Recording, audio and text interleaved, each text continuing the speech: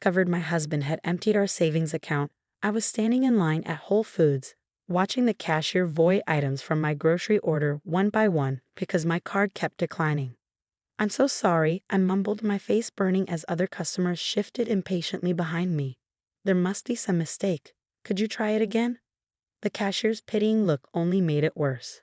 I knew my account should have had over $50,000 in it, the remains of my inheritance from Grandma Rose, carefully saved over the past 5 years of marriage. My name is Julia Parker, and that humiliating moment in the grocery store was just the beginning of discovering how thoroughly my husband had betrayed my trust. I'd met Daniel at a charity gala 6 years ago. I was there representing the investment firm where I worked as a junior analyst. He was a rising star at a prestigious law firm. He seemed different from the other lawyers I'd met. Warmer, funnier, more down to earth. When he asked for my number, I gave it without hesitation. Our courtship was a whirlwind. Daniel was charming, attentive, and seemed genuinely interested in my work and opinions. "You're not like other women," he'd say, making me feel special even as something in the back of my mind whispered that this wasn't actually a compliment. We married after a year of dating. The wedding was everything I dreamed of, paid for mostly by my grandmother's inheritance. She'd passed away just months before I met Daniel, leaving me a modest but significant sum. "You've always been the practical one," she told me during one of our last conversations. "Promise me you'll invest this wisely, make it grow." I nodded, holding her frail hand. "I promise, Grandma." And I have been practical. At first, I kept most of the inheritance in a separate savings account, using only a small portion for the wedding and our first home's down payment. Daniel had his own money from his law practice, and we agreed to maintain some financial independence while sharing household expenses. The problem started subtly. Daniel would talk about investment opportunities that seemed too good to be true. "It's a sure thing," he'd say, eyes bright with excitement. "We could double our money in months." I'd express skepticism, drawing on my financial background to point out the risks. He'd grow defensive, accusing me of not supporting his ambitions. To keep the peace, I'd eventually agree to small investments, always from our joint account, never from my inheritance. Some of these ventures paid off, feeding his confidence. Others failed, but Daniel always had explanations that shifted blame elsewhere. Still, we were doing well enough that I didn't worry too much. His law practice was thriving, and my career at the investment firm was advancing steadily. Then came the day he discovered online poker. It started innocently enough, a few games in the evening to unwind after work. I didn't think much of it at first. Daniel had always been competitive, and this seemed like a harmless way to channel that energy. But soon he was playing every night, sometimes until dawn. He'd skip dinner, forget appointments, and snap at me if I suggested he take a break. The laptop screen's glow became a constant presence in our bedroom, accompanied by the soft click of keys and occasional muttered curses. "You're working too hard," he'd say when I expressed concern about his late nights. "I'm just having a little fun. Besides, I'm actually pretty good at this." I wanted to believe him. I wanted to trust that my Harvard-educated lawyer husband knew what he was doing. But the signs were there if I'd been willing to see them. The credit card bills started climbing. Small charges at first, $50 here, $100 there, all to online gaming sites. Then larger amounts. When I questioned them, Daniel would grow defensive. "I earn good money," he'd say, his voice taking on that edge I'd learned to dread. "I can spend it how I want." But it wasn't just his money he was spending. I discovered he'd been moving funds from our joint account to cover his gaming losses. Still, the inheritance account was separate, secure. Or so I thought. What I didn't know then was that while I'd been working late one night, Daniel had found my banking information. He'd watched me enter my passwords enough times to guess them. And once he had access, the temptation proved too strong. The scene at Whole Foods was just the beginning. When I got home and checked my accounts, I felt physically ill. The inheritance account, my safety net, my promise to Grandma Rose, was empty. Every penny transferred to various gambling sites over the past month. I sat in my car in a Whole Foods parking lot, trying to breathe through the panic. That's when I remembered something that made my hands stop shaking. Daniel didn't know about all of my accounts. 2 years ago, I'd made an investment that I'd never told him about. It had seemed insignificant at the time, almost embarrassing in its modesty. A small tech startup was looking for early investors. The founder was a former client who'd broken away from her big tech job to pursue an innovative idea in artificial intelligence. It's risky, she'd admitted during our lunch meeting. But I really believe in this technology. We're doing something no one else has tried. I'd studied their business plan carefully, drawing on all my years of investment experience. The technology was revolutionary, a new approach to machine learning that could transform multiple industries. The team was brilliant and dedicated, and the initial investment requirement was surprisingly low. I'd taken $10,000 from my personal account, money I'd saved from my annual bonuses, and invested it privately. I didn't tell Daniel because I knew what he'd say. He'd call it foolish, risky, a waste of money that could be spent on sure things. The paperwork was in my maiden name, the communications sent to my private email account. It was my secret, my independent decision, my way of proving to myself that I could still make choices without seeking his approval. Now, sitting in my car and staring at my empty inheritance account, I pulled out my phone and checked that private email for the first time in weeks. There were dozens of unread messages from the tech company. My hands trembled as I opened the most recent one. Dear Ms. Matthews, my maiden name. We are pleased to inform you that following our successful Series C funding round and recent acquisition offers, your initial investment of $10,000 has appreciated significantly. Based on current valuations, your equity stake is now worth approximately $3.2 million. I read the number 3 times before it sank in. My small secret investment, the one Daniel would have mocked, had just made me a millionaire. The irony might have made me laugh if I wasn't so angry. While my husband had been gambling away our savings on rigged online poker games, my careful investment in real innovation had paid off beyond my wildest dreams. I sat there in the parking lot watching the sun set behind the grocery store and made a decision. I wouldn't tell Daniel about this windfall. Not yet. First, I needed to understand exactly how deep his gambling problem went and what else he might be hiding from me. I drove home slowly, rehearsing what I would say about the emptied inheritance account. But when I walked through our front door, I realized I didn't need to say anything at all. Daniel was sitting at our dining room table, surrounded by empty whiskey glasses, his laptop open to an online poker site.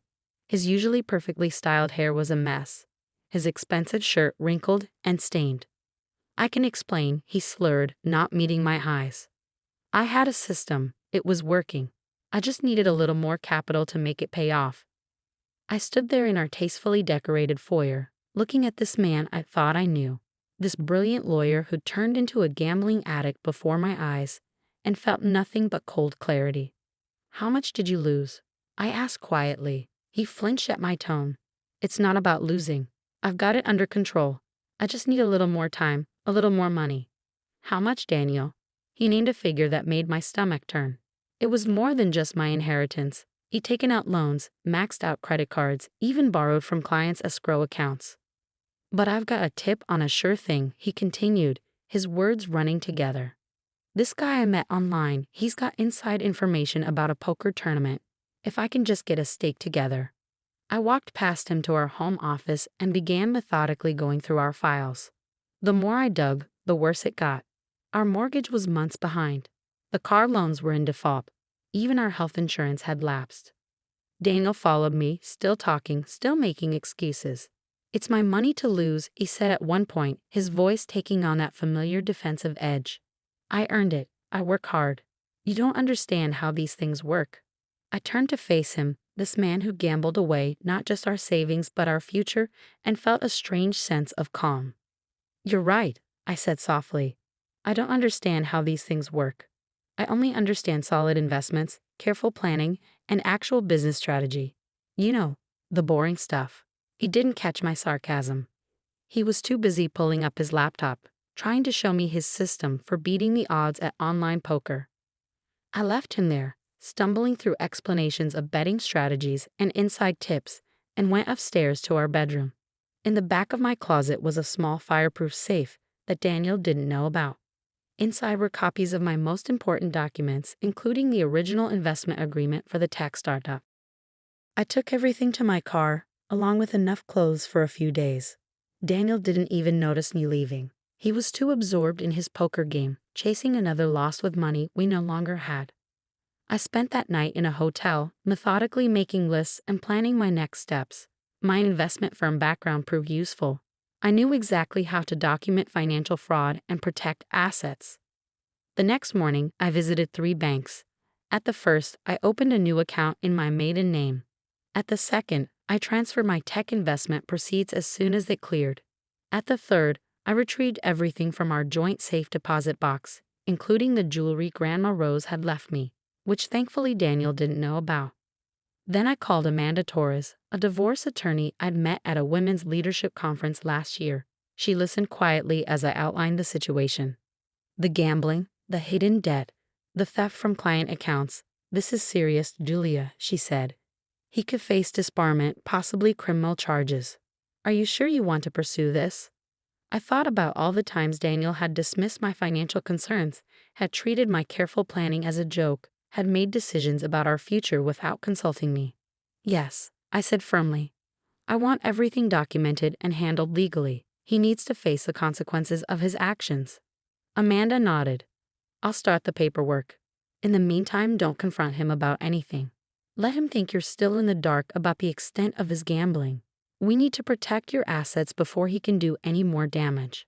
I returned to our house that evening to find Daniel still at his laptop, though he'd at least changed clothes. Empty takeout containers littered the kitchen counter. Where were you? He asked, barely looking up from his screen. I tried to use your card for dinner, but it was declined. At work, I lied smoothly. There must be some problem with the bank. I'll check on it tomorrow. He grunted, already absorbed back in his game. I watched him for a moment, this stranger who had replaced my brilliant, ambitious husband, and felt a mix of pity and disgust. Over the next few weeks, I played the role of concerned but oblivious wife perfectly. I acted appropriately distressed about our banking problems, while quietly working with Amanda to document every aspect of Daniel's financial misconduct. The evidence was damning. Not only had he emptied our personal accounts, but he'd also misappropriated client funds from his law firm's escrow accounts to cover gambling debts. He'd taken out high-interest loans from questionable sources. He even mortgaged our house a second time by forging my signature. Meanwhile, my secret investment continued to appreciate. The tech company was generating buzz in all the right circles, with major players expressing interest in either acquisition or partnership. Then came the morning I'd been preparing for. I was sitting at our kitchen table when Daniel stumbled downstairs, looking haggard. Julia, he said, his voice rough, we need to talk. There's been some financial difficulties. I took a sip of my coffee. Oh, it's temporary, he rushed to add. Just a cash flow issue. But I need you to do something for me. I need you to take out a loan against your retirement account. I set my cup down carefully. Why? It's complicated. Some investments didn't pan out as expected, but I have a plan to turn it around. There's this high-stakes game tonight. No. The word hung in the air between us. Daniel blinked, as if he'd misheard. What? I said no. I won't give you any more money to gamble away. His face darkened. You don't understand. This is different. I have inside information. Like you had inside information about the last game, and the one before that. How much have you lost, Daniel? Do you even know? He stared at me, realization slowly dawning. You've been checking up on me. Someone had to. Since you clearly lost the ability to distinguish between gambling and investing. It's my money, he shouted, mask finally slipping. I earned it. I have the right to spend it how I want. I pulled out a thick folder and laid it on the table. Actually, it wasn't just your money. You stole my inheritance. You forged my signature. You embezzled from your clients. Would you like to see the documentation? His face went pale as I began laying out papers. Bank statements, loan documents, credit card bills, screenshots of his gambling accounts. How did you? I'm an investment analyst, Daniel. Did you really think I wouldn't figure it out? Did you think I wouldn't keep records? He collapsed into a chair, all the fight draining out of him. I can explain, to me, or to the Bar Association, because they'll be very interested in what happened to those client accounts. You wouldn't? I already have.